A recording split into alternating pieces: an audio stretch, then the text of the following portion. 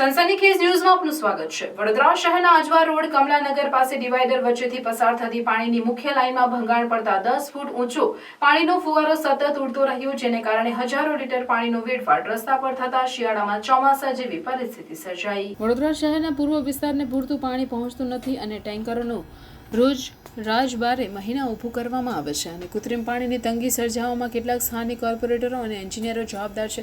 એક બાજુ પૂર્વ વિસ્તારમાં પીવાનું પાણી પ્રેશરથી મળતું નથી તો બીજી બાજુ સવારથી આજવા રોડ કમલાનગર પાસે મુખ્ય પાણીની લાઇનમાં ભંગાણ પડ્યું હતું।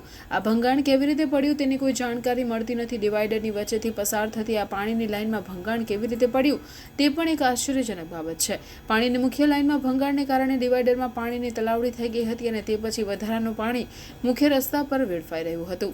આ અંગે સ્થાનિક રહીશોએ કોર્પોરેશનના તંત્રને જાણ કરી છતાં પણ સમારકામ માટે વિલંબ કરવામાં આવી રહ્યો હતો। આખરે કોર્પોરેશનની ટીમે સ્થળ પર આવી વેડફાતું પાણી અટકાવવાની કામગીરી શરૂ કરી હતી।